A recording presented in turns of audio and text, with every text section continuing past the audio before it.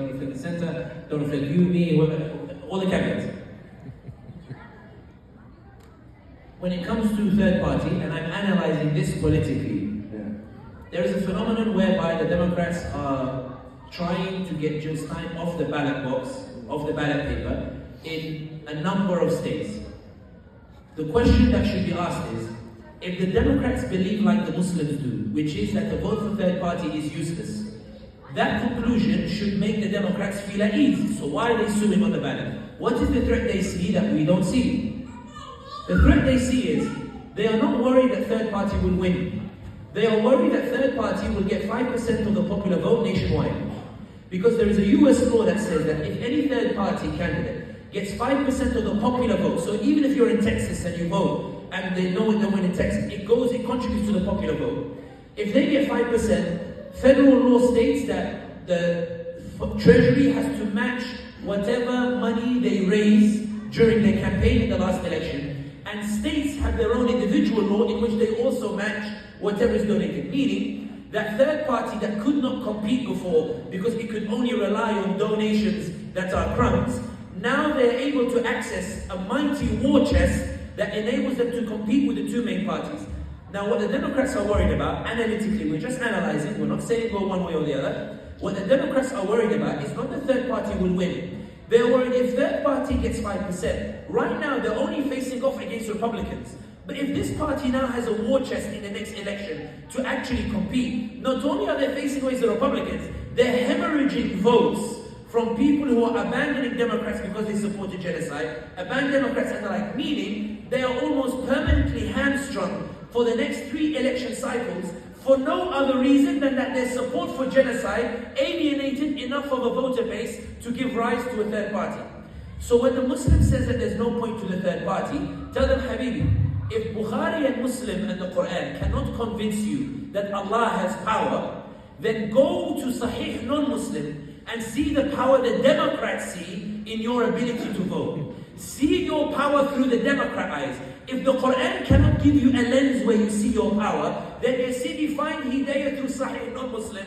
Maybe you'll come back to Islam through like the reverts do. Where you go to Sahih non-Muslim, you ask yourself why Democrats are worried, and you find actually the people of ilm know you have power. I was just jahil and that's why I didn't see it. And this is the point that I make here. Even on Muslims who say that there's no point in the elections because genocide, both candidates support genocide. If both candidates support genocide, and I agree, and both candidates in November, they both are pro-Israel, we're agreed, yes? What is the logical conclusion? It is that November has no relevance, right? That is the logical conclusion. So explain to me why the Zionists are spending unprecedented amounts of money on this election. Why did they spend $24 million to topple Jamal Bowman, the most spent in any primary in US history? Why did they spend so much money to topple Cory Bush?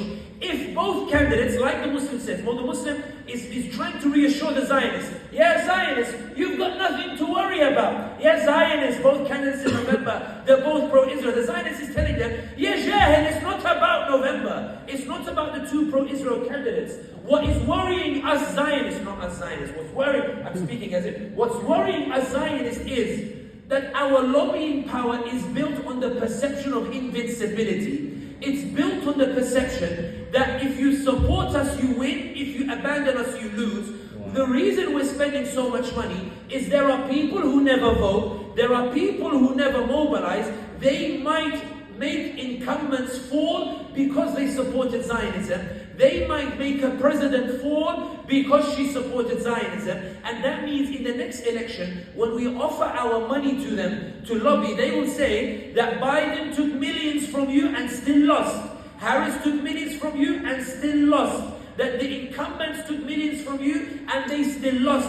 Because the condition you impose, which is support for Israel, makes all of these people who never voted rush to the ballot box just to punish. I want my seat and I'm not giving it up for the sake of Israel. And I finish with 2 quotes from Sahih non-Muslim. And Thomas Massie, the Republican candidate, he said, my colleagues would love to come out against Zionism. But when I tell them to come out, they say really it's not worth it because they have 100% record in my district, they will topple me. Meaning they're not supporting Zionists because they like the Zionists. They're supporting Zionists because you don't engage, so it leaves a free rein for the Zionists to deliver whoever they want. John Hudson, and this is the one I finished, in the Book of Media, chapter Washington Post, John Hudson, he wrote in a tweet, to be honest, somebody used to say, Sami, these jokes are inappropriate. I'm actually not joking. I'm trying desperately to open the other Dajjalic eye. I'm trying to make you see the relevance of Islam in politics, and I'm trying to connect hadith with the reality of what we live today, because the Quran is a revolutionary social change book, and so is hadith. If only you would see it, if only you would open the other eye. So I know it sounds like a joke, but I'm actually not joking. John Hudson, new analysis, because I know when I say it, it's inferiority complex, and I look like you, so it's not taken as serious. It's hadith mutawatir if I say it. So I need John Hudson to reinforce it. John Hudson says in the tweet, new analysis captures the difference between the condition that donors are imposing on Biden, the unwavering support of genocide, and 13% of Democrat voters who are intending to punish Democrats because of genocide. The tafsir is, the condition that donors are imposing on Biden is precisely what might make Harris lose. Meaning they're giving him millions on the condition he supports genocide, but because he's supporting genocide, not even those millions will save them in the elections. Because it's the condition of genocide which is making new voters rush out to punish. And those millions can't buy those hearts. So this is when your question was, how can I tell the Muslim who tells me there's no point? Tell him, if Quran cannot convince you, you have power, and you only read it like a Dajjal. If Hadith, if Sahih Bukhari and Muslim, which transform societies, if they cannot transform your sense of Allah subhanahu wa ta'ala, then go to the non-Muslims and ask yourselves, why are they panicking? And you will find they're panicking because of you and what they're hoping, and I promise I'll finish on this point. What the Zionists are hoping, the only group that can rescue Zionism in November are Muslims. The only group that can save Zionism in November are Muslims. Zionists are worried that candidates will lose because they supported Zionism.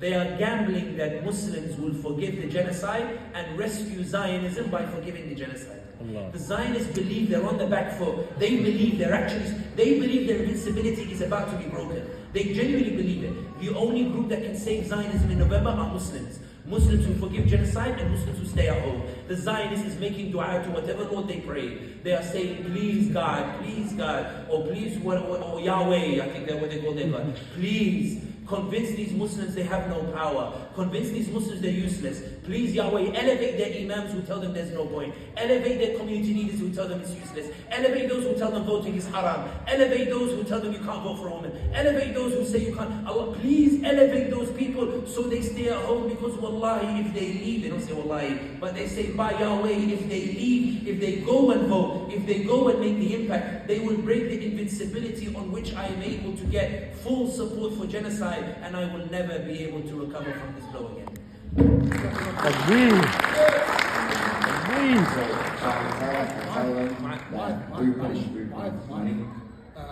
We are past the time.